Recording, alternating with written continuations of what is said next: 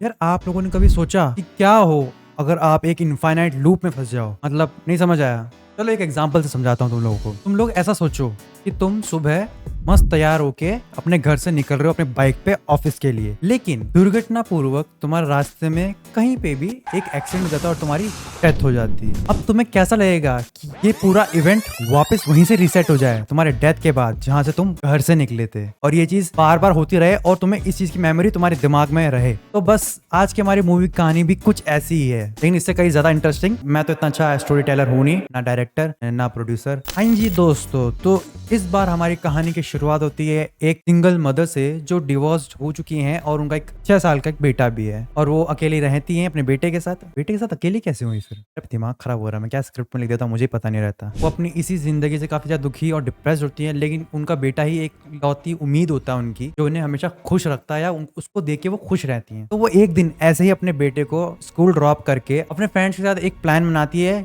Yacht trip का, 2-3 घंटे में वापस आ जाए ताकि वो अपने बेटे को उसके बाद लेने जा भी सके। तो जैसे अपने दोस्तों के पास पहुंच जाती है, वो यॉट में सवार होते हैं और निकल जाते हैं मस्त बोट राइड के लिए। वैसे काफी अच्छी बोट है और उनके सारे दोस्त सब इंजॉय कर रहे होते हैं, लेकिन जैस फिर भी काफी डिप्रेस्ड लग रही होती है। अब उसकी डिप्रेशन का क्या कारण होता है वो आपको पिक्चर के एंड में पता चलेगा। तो सब कुछ सही जा रहा होता है, तभी उनको एक सिग्नल आता है रेडियो पे, और उस डिस्ट्रेस कॉल पे वो हेल्प मांग रहे होते हैं। और ग्रेग आखिर तक यही पूछता रह जाता है कि तुम्हारी लोकेशन क्या है, लोकेशन क्या है, लोकेशन क्या है। बस फिर होना क्या था, शांति जैसी चीज इस पिक्चर में आपको कम ही देखने को मिलेगी, ज्यादा स्टार्टिंग के टाइम पे देखने को मिलेगी। बस यहाँ से मुसीबतों का पहाड़ चालू हो जाता है। तो एकदम पता नहीं कहाँ से तूफान आ जाता है और उस तूफान के चलते उनकी बोट पलट जाती है। हालांकि यहाँ पे कोई मरता नहीं है, वो सब बच जाते हैं जिंदा, लेकिन इतने बड़े समुंदर में वो लोग अकेले फंसे रह जाते हैं उल्टी बोट पे। अब वो वापस कैसे जाएंगे? तभी उन्हें एक उम्मीद की किरण नजर आती है। वो किरण बहुत ज्यादा बड़ी होती है, मैं यहाँ पे शिप की बात कर रहा हूँ। एक बहुत ही ज्यादा क्रीपी शिप उनको आती हुई दिखती है सामने से। भाई मैं देख लेता इस शिप को तो मैं तो ना चढ़ता भाई, ना वहां रह जाऊंगा फंसा हुआ, लेकिन इसमें नहीं जाऊंगा। तो शिप उनके जैसे ही क्लोज आने लगती है, उनको उसके डेक पे एक इंसान की परछाई दिखा देती है। तो उन्हें लगता है कि हाँ भाई शिप में है, लोग बाग वगैरह हैं। तो चढ़ जाते हैं शिप में। उसके बाद वो शिप को एक्सप्लोर करने लग जाते हैं और फिर उन्हें पता चलता है कि शिप में कोई भी नहीं है। लेकिन वहीं से दर्दनाक इंसिडेंट्स की शुरुआत होने लग जाती है। अब मैं उनमें से कुछ इंसिडेंट्स बता दूंगा आपको, ताकि स्पॉइलर ज्यादा भी ना दे दूं मैं। तो पहला इंसिडेंट शुरुआत होती है, इनके ग्रुप का एक मेंबर पूरी तरह से खून में लथपथ जैस के सामने आ जाता है और जैस उसे देख के बहुत घबरा जाती है।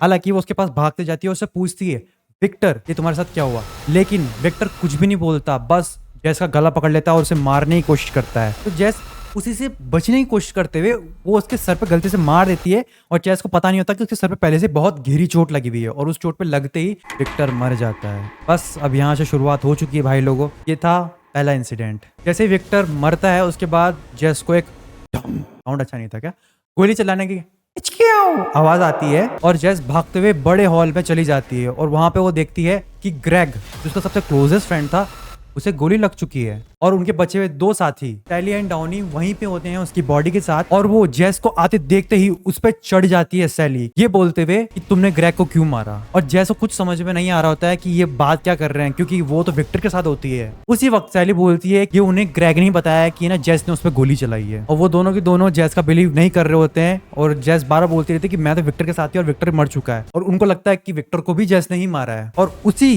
कॉन्वर्सेशन के बीच में अचानक से एक और फायर होता है और सैली पे भी गोली चल जाती है और सैली भी गिर जाती है। फिर दूसरा फायर होता है डाउनी के ऊपर और डाउनी भी गिर जाता है। ऐसे करते करते 2-3 राउंड चलते हैं और सैली और डाउनी भी मर जाते हैं। अब तुम लोग सोच रहे हो यार ये कैसी मूवी है, तो स्टार्ट होते ही खत्म हो गई। लेकिन नहीं, मैं तुम्हें एक चीज बता देता हूँ, इस मूवी का ना कोई स्टार्टिंग है ना कोई एंडिंग। तो बस होना क्या था, अब वो जो भी मर्डरर था वो जैस को भी मारने जाता है और उस पे भी बराबर गोलियां चला रहा होता है, लेकिन जैस कैसे करके भाग जाती है उससे। और इसी भागम दौड़ी में जिसमें जैस और वो मर्डरर आगे पीछे भागते रहते हैं, एक पॉइंट आता है जहाँ पे जैस उस मर्डरर को कॉर्नर कर देती है और उससे पूछती है कि तुमने उन सबको क्यों मारा। और बहुत धीमी आवाज में, आप लोग ध्यान से सुनोगे तो मर्डरर कहता है,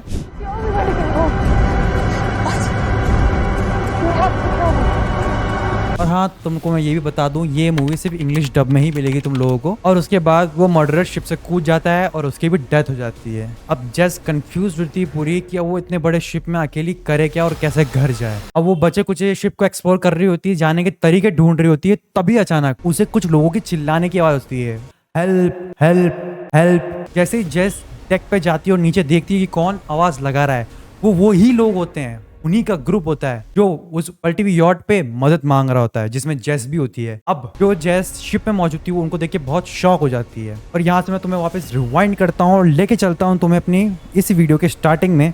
मैंने कहा था तुम्हें एक मिस्टीरियस मैन की शैडो दिखती है उन लोगों को, वो मिस्टीरियस मैन और कोई नहीं जेस खुद ही होती है। तो बस उसके बाद क्या था, वो लोग वापस जैसे पहले चढ़े थे वापस चढ़ जाते हैं उसी शिप पे और सेम इंसिडेंट रिपीट होता है। लेकिन अब इसके आगे काफी सारे सिनेरियोस क्रिएट होते हैं, ऐसे अलग अलग इंसिडेंट्स क्रिएट होते रहते हैं, लेकिन वो सारे इंसिडेंट जेस के अराउंड ही इवॉल्व करते हैं, जिसमें जेस हमेशा जिंदा होती है। बस फिर क्या था, अब ये टाइम लूप स्टार्ट हो चुका है। अब आपको ये देखना है आगे जाके इस मूवी में कि जेस कैसे निकल पाएगी आखिर इस टाइम लूप से, या निकल पाएगी भी या नहीं, ये आपको देखने के लिए इस मूवी को देखना पड़ेगा। तो मूवी का नाम है ट्रायंगल। ये मूवी रिलीज हुई थी 2009 में और ये ज्यादा बड़ी तो है नहीं, 1 hour 38 minutes की है, तो आप देख सकते हो इजीली, ज़्यादा टाइम भी नहीं जाएगा आप लोगों का।